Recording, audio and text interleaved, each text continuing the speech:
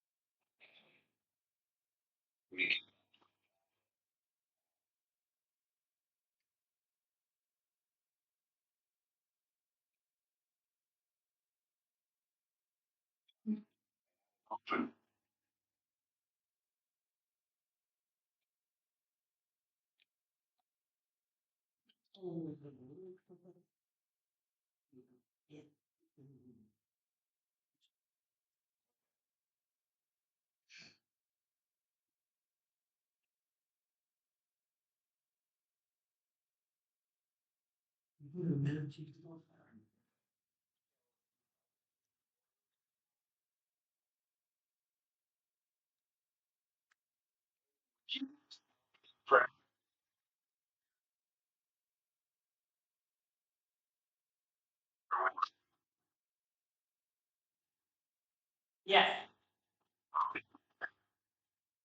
Our gracious Father in heaven, thank you for bringing us together this day. We pray for wisdom and guidance as we serve the county. Father, we give a special prayer in need for moisture, and we ask that you relieve the dryness of this ground and let the grass return again during the monsoon seasons. We thank you for the blessings you bestow upon us. We pray in the name of Jesus Christ. Amen. Amen. Amen. Deb, would you lead us in the pledge? Yes. Pledge allegiance to the flag, the United States of America, and to the republic for which it stands one nation under God, indivisible, with liberty and justice for all.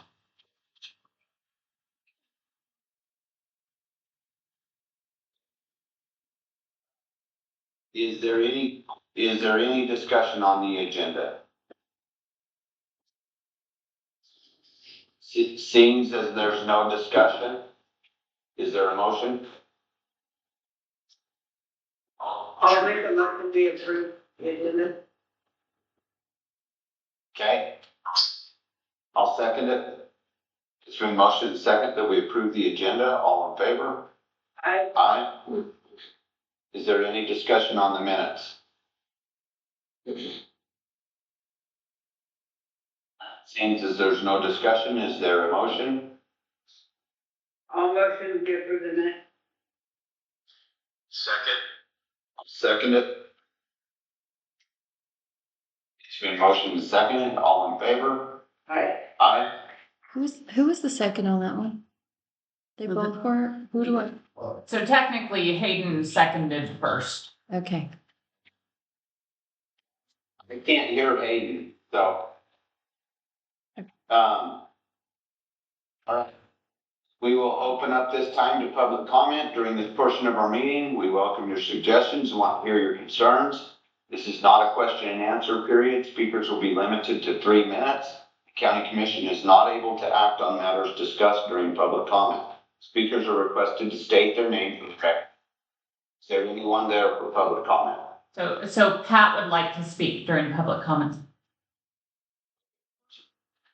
At Morrison, Luna Fire, since fire chiefs are responsible for all of the money that is spent in fire funds for our individual fire departments, I think it would be a good idea, and in fact is necessary, for us to receive invoices that are submitted directly to the county that have not been approved by the fire chiefs. Fire chiefs feel like they should have an opportunity to review those invoices and say yay or nay on whether the charge is correct. That includes utilities, several vendors that are fairly local, and some other recurring expenses that sometimes wind up on odd line items because the chiefs didn't have a chance to say where they should be taken out. The second point I'd like to make is that we would like access to the utility companies so that if we have a question on a bill, that we can talk to the utility companies. And I know Western New Mexico Last time we tried to contact them, they said only Deanna and Lauren were on it, and so no one else could speak to Western New Mexico about any questions on the bill. So this would include basically the utilities so that we can speak to them and question bills or find out what's going on and maybe get a review of the bill so that if we have something going on in our department that shouldn't be happening, maybe we can protest it or maybe we can go focus some money. Okay, that's it. You can call them later. And Daisy also wanted to speak. One and all, Daisy Kennedy, District Ranger, Reserve Ranger District. Thanks for having me. So I'm here to talk about the reserve/pit and would like to work with the county on resolving the continuing issues that we are experiencing out there, which is essentially the community members not using the /pit for what its intended purpose was. They're disposing of refuse and garbage and construction materials out there. And to include various types of metal, and that puts my firefighters in a really tough spot, having to deal with what to do with it. And essentially what we do with it, I understand, is collect it and take it to the transfer station, and the American taxpayer pays for that service. So I'd like to work with the county to work on some ideas, maybe educate the community about the purpose of the pit. And then a suggestion too is maybe this is what used to happen in where I came from on the Coronado in Cochise County in Arizona, was the county offered 1 free day a year to every community member to use the dump for free. So maybe that's an idea for the commissioners to consider, is that they offer every community member, it was a postcard that was sent to every household that basically said 1 free dump day. So a couple ideas there, but happy to talk further and would like to talk further. I want to restore it for its intended purpose, the /pit. I don't want to have to shut it down. I think it's a helpful resource and supportive to the community. Thanks much.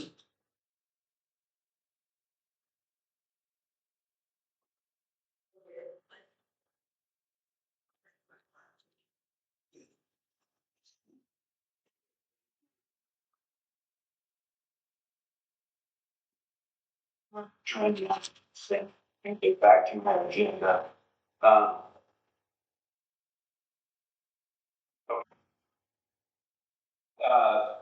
We will now go on to public hearing. Adrian, do you want to take over on this? The ordinance 02-2025, prohibiting the trespass of canines on private property in unincorporated areas of Captain County. Can everyone hear me? Yeah. Yeah. Wonderful. Before you, and this is, for the public, but I will introduce it, is a proposed ordinance that I think originated from Commissioner McQueen and the sheriff. And basically what this is doing is filling in some loopholes in current law regarding dogs. Of course, we know that with dogs and canines, and with dogs at least we can, if they're chasing your animals, then you have a duty under New Mexico law to shoot them. And also, we have an animal control ordinance that is adopted pursuant to Section 77-1-12 that prohibits animals from running at large. That said, the purpose of this ordinance is to expand it for all dogs, which we know are dangerous, as well as all canines, which also include wolves. That those animals should not be trespassing on people's private property. And it sets forth, we know what a trespass is, it sets forth that it's on someone else's private property without permission. It sets a standard for proving ownership, and that ownership might be a dog or a canine otherwise being registered, or perhaps a big one would be a collar. If someone has a collar on it with let's say a tracker that goes to someone else, that shows the ownership of that dog, and various other methods. It also would increase the penalties to a daily penalty. For instance, if somebody were to have a den of canines on their property and you call the owner, whether it's your neighbor or Fish and Wildlife, and say, hey, there's a den of canines on my property, you need to come get them off. And if you don't, then it's a continual violation of the ordinance and it increases the fines. Mr. Chairman, if you have questions for me, I'd be happy to answer them, but otherwise, I think it would be important to open it up for public comments. And the agenda item is later on for approval or disapproval. Yes, definitely. I have no questions. I think that this is important for the safety and protection of private property, and I think it's something that needs to be considered to be put in place. Is there any comment from the public?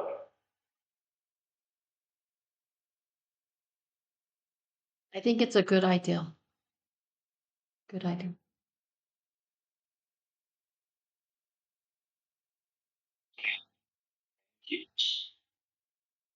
All right.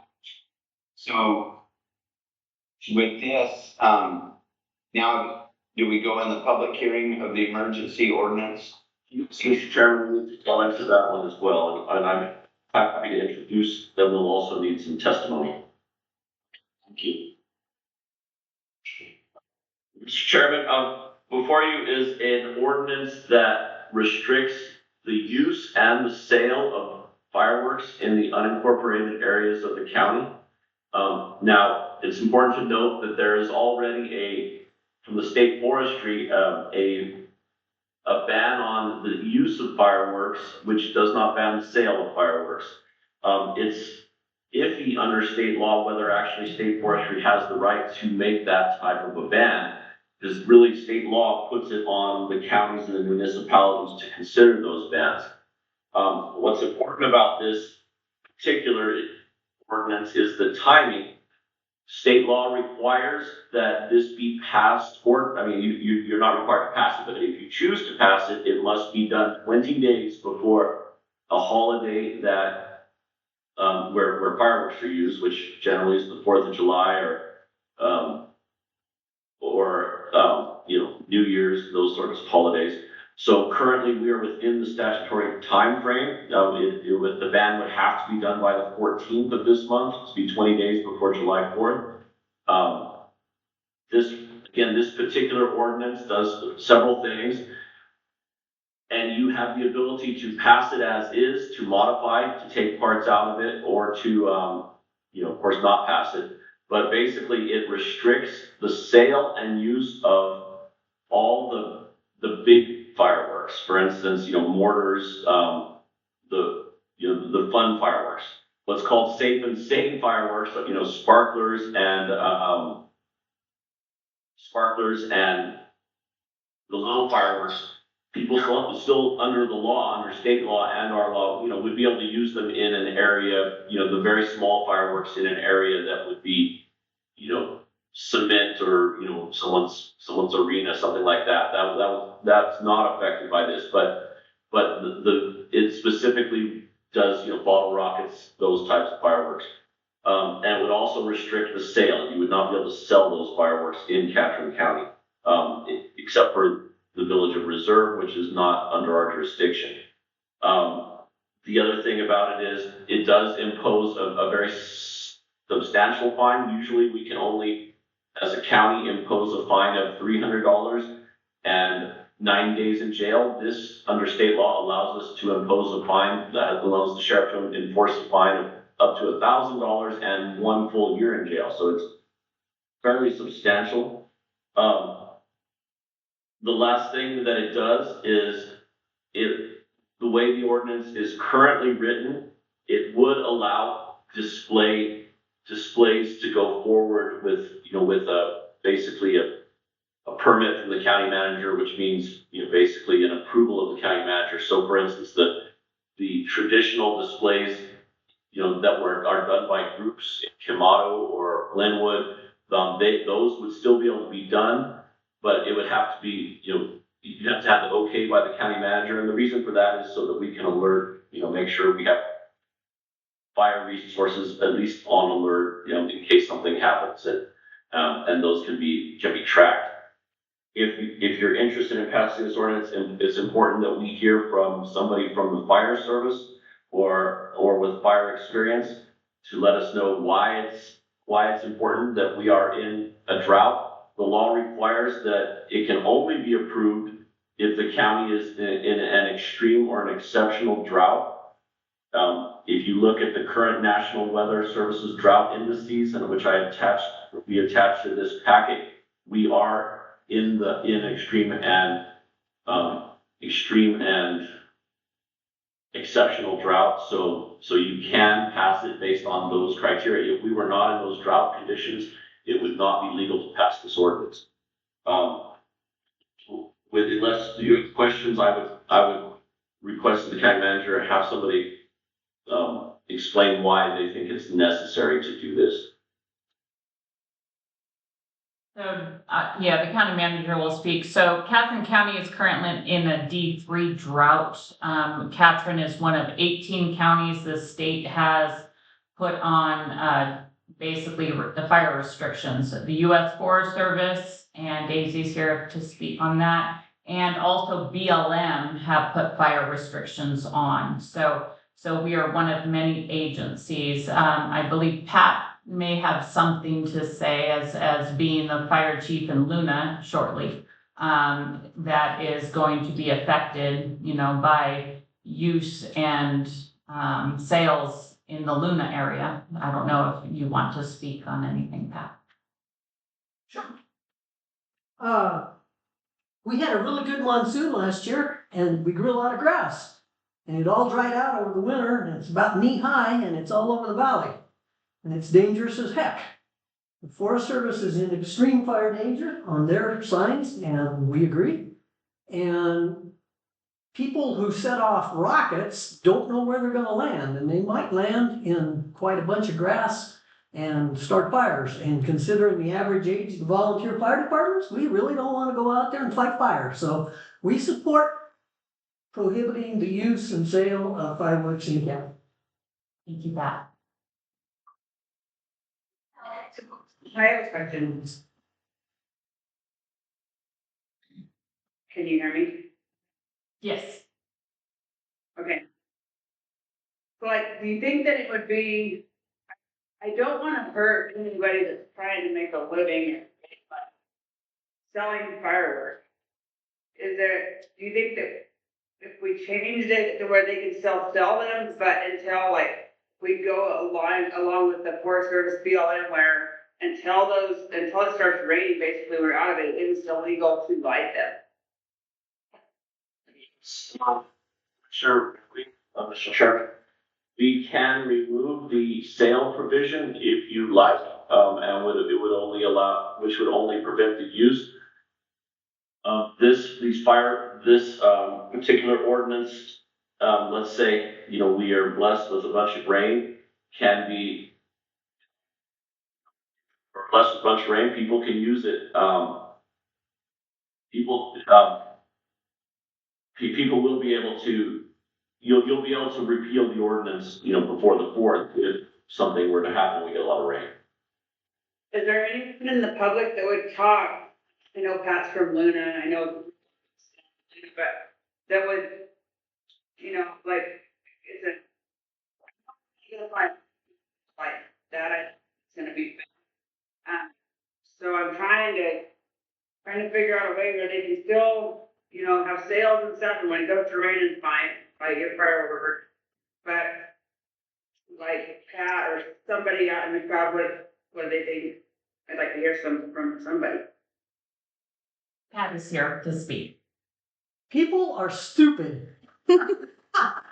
Plus, people think that they have a right to do whatever they want. If you sell it, Yes. they'll use it. And we can't catch them because they'll let them off. And the chances of us knowing who shot the bottle rocket into the neighbor's yard are pretty much zilch. And we don't want to have to patrol the whole of Luna looking for a bunch of dang starts. So I would prefer we don't sell it. I understand we don't want to interfere with somebody's right to make a living. But I don't see how, if you allow the sale, that you're gonna prohibit the use and be effective at it. I agree. Just my thought. Yes. Yeah.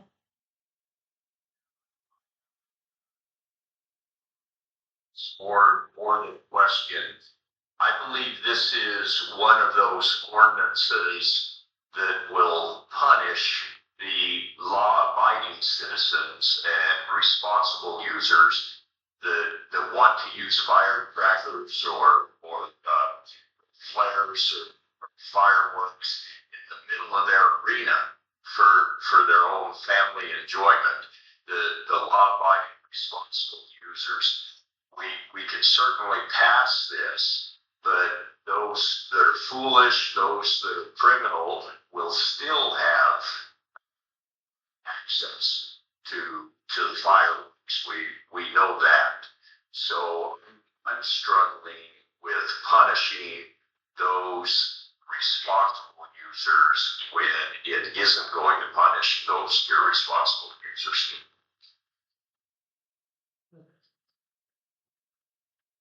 So, then talking, Yeah. I couldn't hear him right there, but I will tell you, I know, I'm just gonna speak for Luna. If we didn't have that fireworks stand in Luna, we wouldn't have 99% of the fireworks that are going off there. And it's not just Luna, it's everyone from Arizona coming in and buying them because they're illegal in Arizona. So even the Arizona guys, Alpine, they're all in trouble too by that stand if people are foolish and not gonna, which I can see it from both sides. Okay.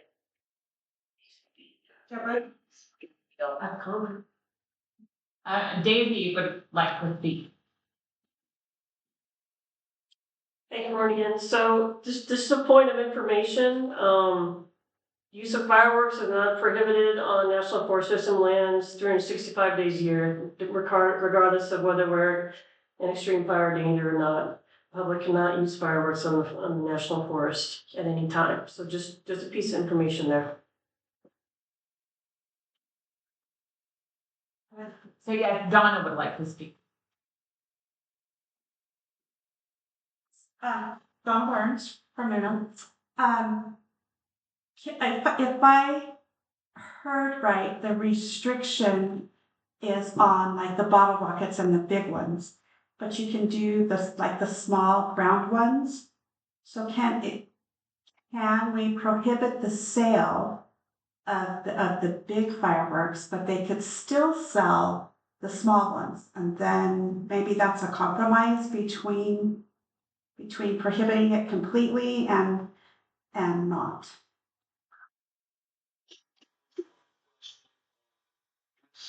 Ordinance still allows the sale of the small ones. We do not have the authority to ban those. We don't have the authority to ban those under state law. So section 2 of the ordinance says what can be sold, and section 3 says what basically can't. So the little ones are still okay under state law and this. We don't have a choice on that one. So then maybe Audrey, that would be the solution. We wouldn't be telling anybody they can't sell them and bringing in their summer income. They just maybe will have a smaller summer income, but at the same time, we're protecting the communities from the big bottle rockets that nobody knows where it goes. Okay, that was my Donna. Then we can also do it like, let's just say the end of June, 1st of July, if it goes to raining a lot, we could lift it and they could probably, have them, I don't know how it all works, if they've got them to sell and it's fine by the 4th, then how about it, go selling them. But just until we start getting rain, I just don't think we can risk losing people's land and houses, what we're selling those big.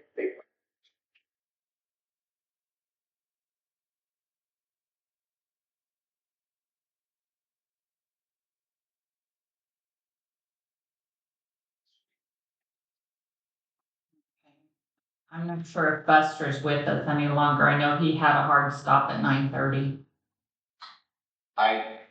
I am. I've got somebody, overseeing the start of the game. So I'm gonna be kind of popping in and out, but I'm hearing everything that's going on. So I understand all of the concerns and stuff that have been presented. Now we just need to,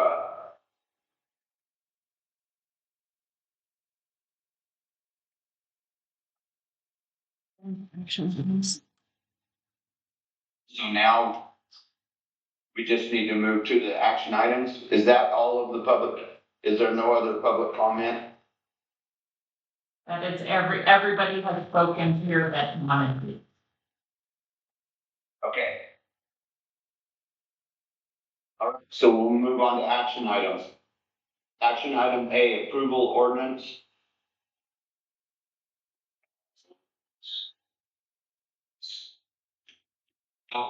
2-2025 prohibiting the trespass of canines on private property and unincorporated areas of Catherine County. Is there any discussion on this item?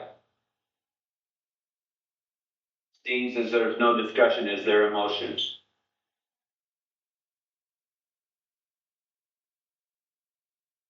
I'll motion that we approve the ordinance on the trespass of canines on private property. Second. It's been motioned and second. All in favor? Aye. Chairman, we do need a roll call vote on this since it's an ordinance and it will be in effect 30 days after it's filed by the county clerk. Okay. District 1, Sure. District 2, District 3. Forward. Passed. Thank you. Ordinance passes unanimously. Item B, approval of emergency ordinance 3-2025 and proclamation restricting the sale and use of fireworks in the unincorporated areas of Catherine County. Open the floor for discussion. So I'll just briefly say, since we already have restrictions of fireworks in the National Forest and the BLM, and this ordinance would harm those law-abiding citizens, I ask that the commission consider those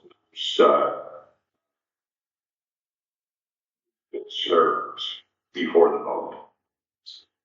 Okay, and my area of discussion would be that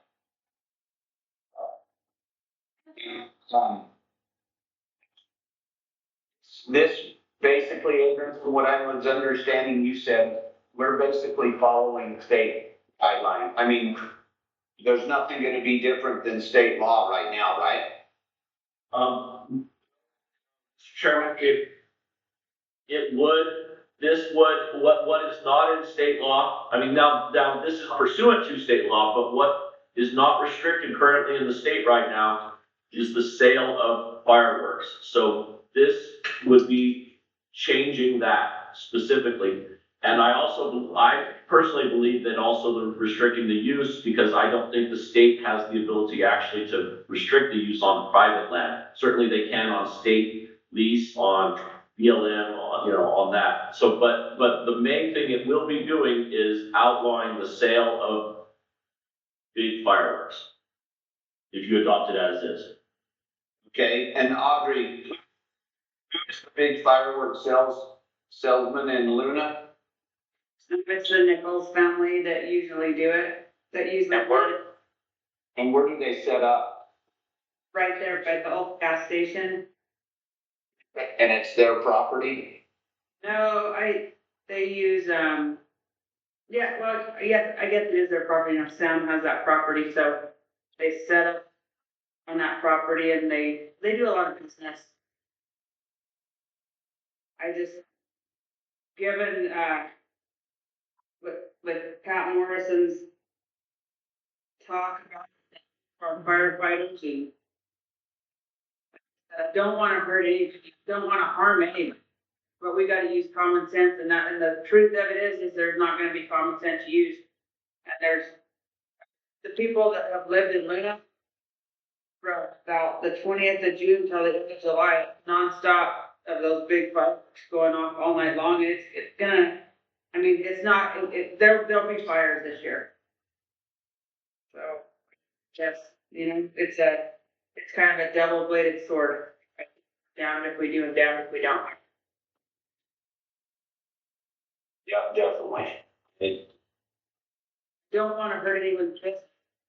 But I don't wanna have people's houses burned down either. And then Luna Valley's full of fine fuels right now it's brown, there's no green to speak of. Oh, yeah. Yeah, it's gonna ignite wherever it lands. And we could It's hot. we could just get ready before the 4th of July and carry on selling them, great. I just, I don't wanna ruin anybody's life, but at the same time, I don't wanna ruin anyone's lives either and burn houses down.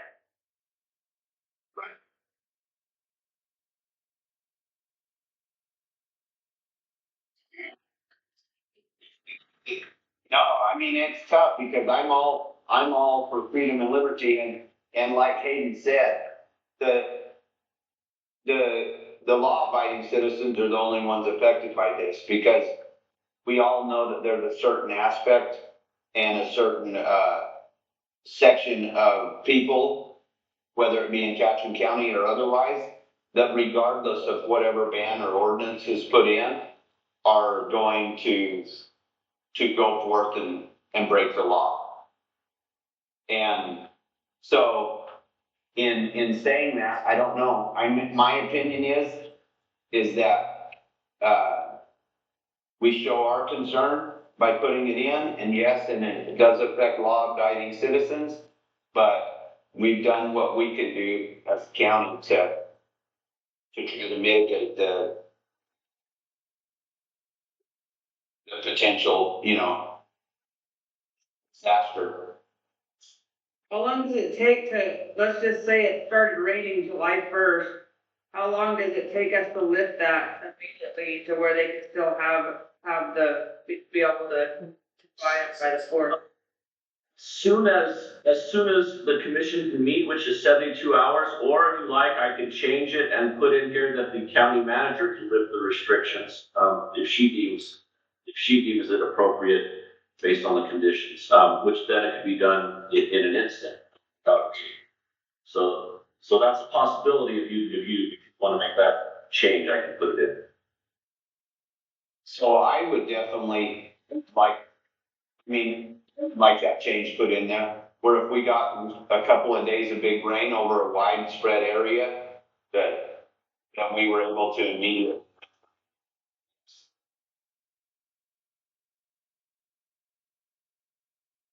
Any other discussion? I think the ability to lift the ban would be interesting and hard to determine. Catherine County's a big county, and there'll certainly be other dry areas. I think it's unusual for the entire county to get rain over 100% of its area. Daisy would like to speak and maybe she can enlighten us on the Forest Service's thoughts. Is that legal, Adrian? That's fine? It's up to the chairman. Public comment's over, but it's up to the chairman has the ability to allow that.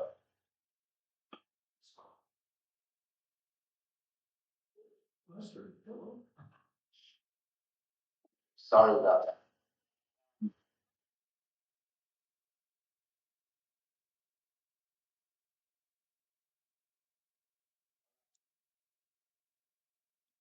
Open their discussion? Yes.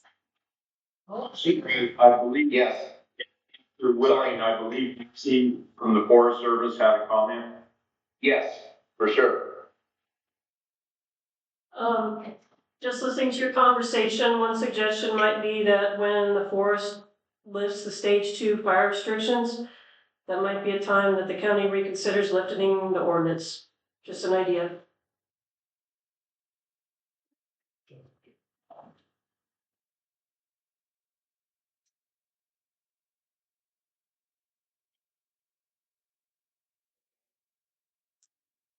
What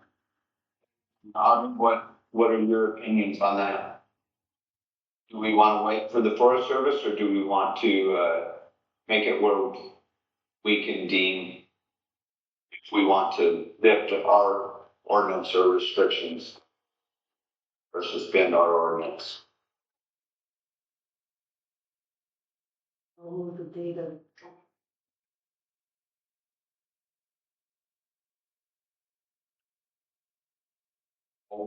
I certainly think, if we do pass this ordinance, that, we give the county the way we can in when to lift it.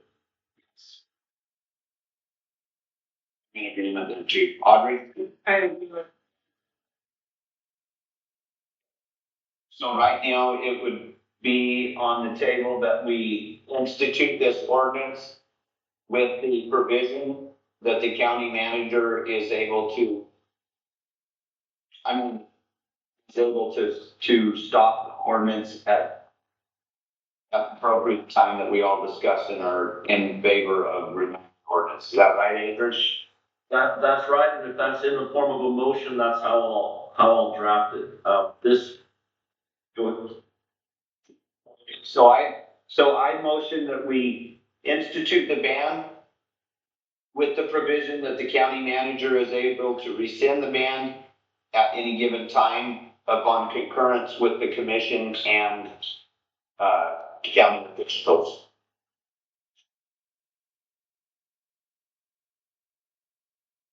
Is there a second? Mr. Chairman, I would just request that it not be with the concurrence of the commission, because otherwise we're going to be rolling forum. Okay, so can we just say, with correspondence with county officials? That way Deb could visit with each of us and see how we feel and in our respective areas. So after consultation with county officials. Perfect. Awesome.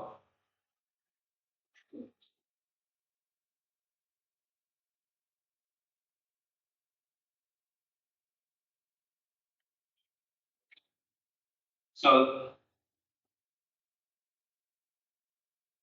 again, there's no further discussion further. Is there any further discussion?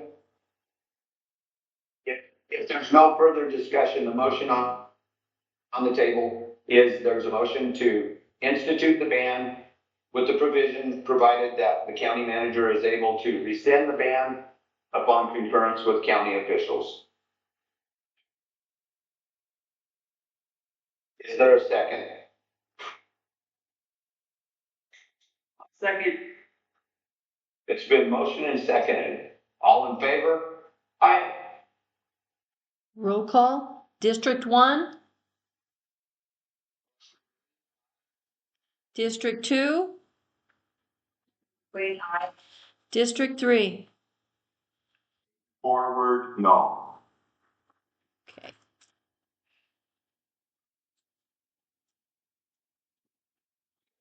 Motion passes unanimously. Really quick. This ordinance / proclamation goes into effect immediately once it's filed by the county clerk. It does repeal itself after 30 days, which will be after the 4th, and that's also by state law. And then Deb will need to give a copy of it to the sheriff for enforcement.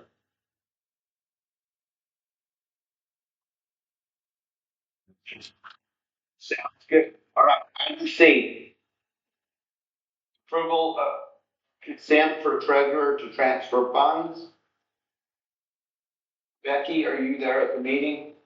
Yes, You don't need to talk with Becky, Rick and I but both. I'm here too.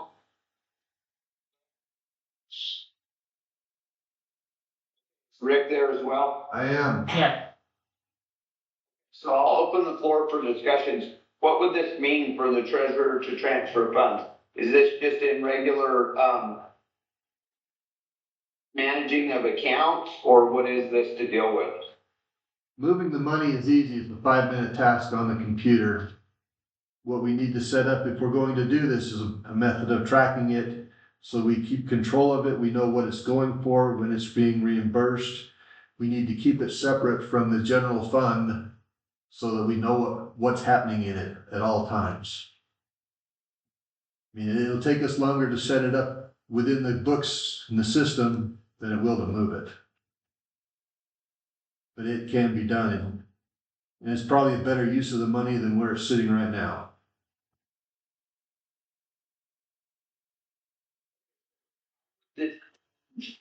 This change how it's set up existing, I mean, as of present. Right now, it's in a savings account, and I believe it's a 0.03% interest rate. Just moving to the checking account will get us between 5 and 10 times that interest rate. So, I mean, I need to get that out of there and move it someplace, irregardless of what we do right now. But the usage of that, like the big one that we had recently was the ambulance. The $658,000 that we had to have the check ready for delivery, that took a big chunk out of the checking account, where we have this $1.7 million sitting there that we could be using for that kind of stuff, and just we spend the money today and submit the bill and roll it over. We get the reimbursement, and we can keep rolling it like that, maintaining our balance and keeping it current and tracking what we spent and what we've been reimbursed would be a much better use for the money, but much better method of doing it than just dropping it in the general fund and spending it when we need it. I mean,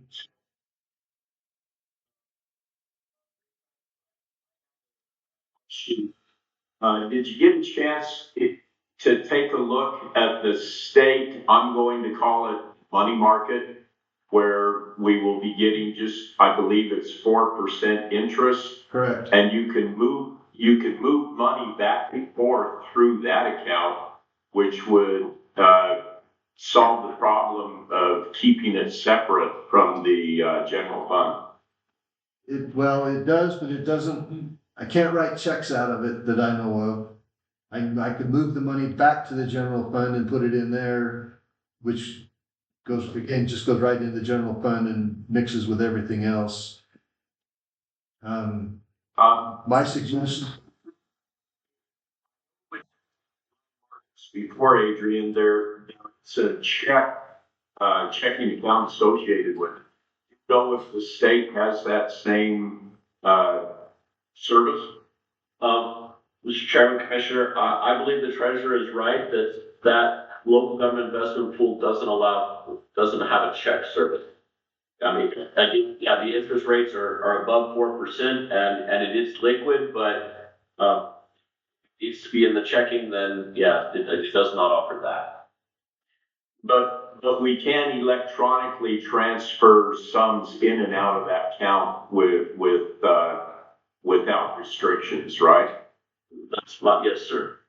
It's up to a 3-day transfer period, but yes, it can be done. And this is Becky. This is Becky, if I could say something. Right, we're dealing kind of with two different issues here. Right now, basically what I was asking for from that 1.7 million, I was asking for 600,000 to be transferred into the general fund, into a separate line item that strictly is used to cover the grants. Right now, there is a burden on the general fund to cover these grants, and we're in the negative. The other 1 point whatever million, that's, investment, whatever. My only thing was asking for 600,000 of it to be transferred. But my understanding, Becky, is that also needs to be transferred so DFA accepts our budget. Right, we're too negative, we are too negative right now.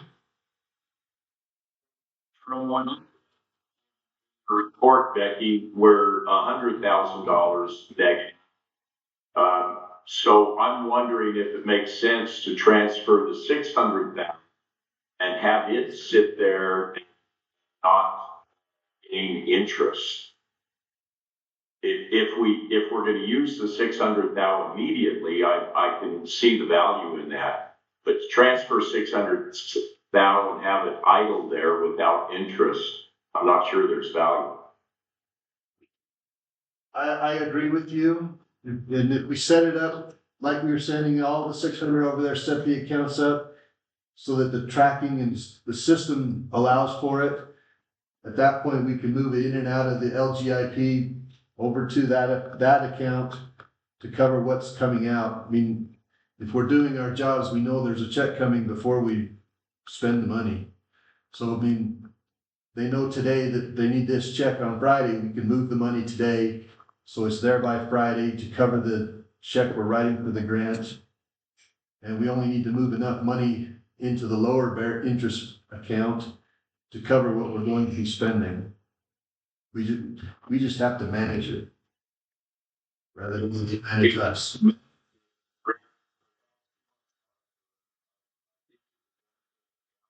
Correct. Again, the most difficult part of this will be to set it up within the system so it works the way we need it to. And that's a couple of hours of work to set it up. At that point, it's either online or a phone call, make the transfers, make it happen and go on.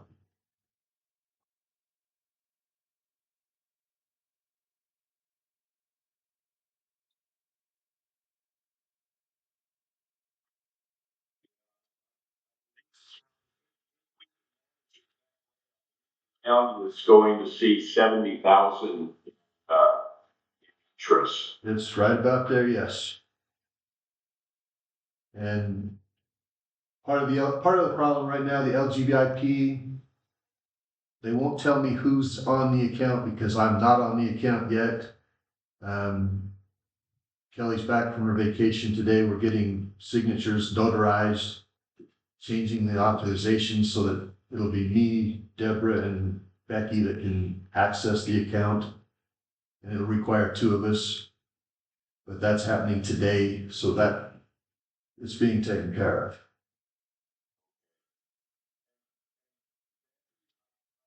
When we're in the should be offset soon with additional revenues. Yeah, when I go to do the final budget, but that's kind of separate from what's happening right now even. So we've got that's for the budget for next fiscal year. Right now, in this budget, we are in the negative. So you're looking at next, yeah. And So for right now, I'd say there's probably about close to 400,000 or so that needs to be covered by June 30th. Yeah, I don't even know if the DFA will accept my fourth quarter report if it shows, well, they won't accept it if it shows negatives. And in those grant line items.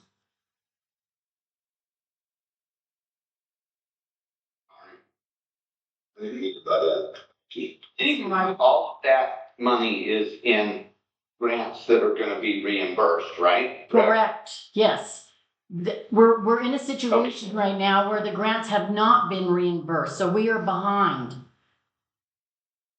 And this will just give us that cash flow that we need, and then going forward, it'll just stay a nice, even cash flow and run smooth like it's supposed to. so when we do get the reimbursement, Becky, would we be able to shift that money out and into the higher interest account? Yes, we can. Yeah, there'll be a point where you can do that, yeah. So, Mr. Chairman, I mean, I would suggest a form of motion that is the board grants its consent to the county treasurer to move the funds as he deems appropriate to maximize interest in the LGIP and keep our checking account solvent. Is there any further discussion? Seeing as there is no further discussion, is there a motion? I'll make a motion in line with Adrian's suggestion. I'll second that motion. Motion and seconded, all in favor?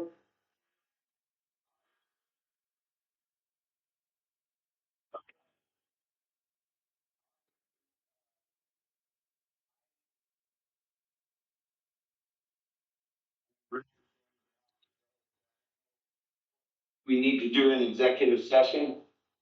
Adrian, can I turn over duties to? Yes, sir. Yes, to the vice chairman, absolutely. But before we do that, is it mandatory we go into executive session? That's completely up to the board. It's not mandatory. So if, Mr. Chairman, unless you see something critical, I don't believe it's necessary we enter executive session. Okay, so at this time, we'll just, and then we'll go over what all needs to be on the meeting on the 25th. But we will just, we will skip executive session. Audrey, is that fine with you? Yep. Okay, and then we will get everything on the agenda for the 25th that we are needing to discuss. And that is definitely going to be personnel, county manager, and what other things. So in considering this, we will skip executive session. The next commission meeting will be June 25th, 2025 at 11 a.m. at the fire building in Reserve. Sorry. Yes. Mr. Chairman, I'm mistaken, but do I hear a South African accent coming from Audrey? Definitely, and I don't know, the last thing I heard that there was a shortage of animals now in Africa. Nobody There, Oh, wow, clean one. I just heard the grapevine that the call sign or the name given was Mama Sniper. I am sniper. Right. No, because they changed them. When they're changing. Pictures at the next commission meeting, eh? I hope so. Hey, if everyone would have been there today, it brought people, I brought you guys all something from there, so. Yeah. Oh, I hope there's jerky in my future. Oh. Well, hey, thank you all. Thank everybody for being here, and we will adjourn this meeting as of 9:57 a.m. Thank you. Thanks. Bye-bye. All right.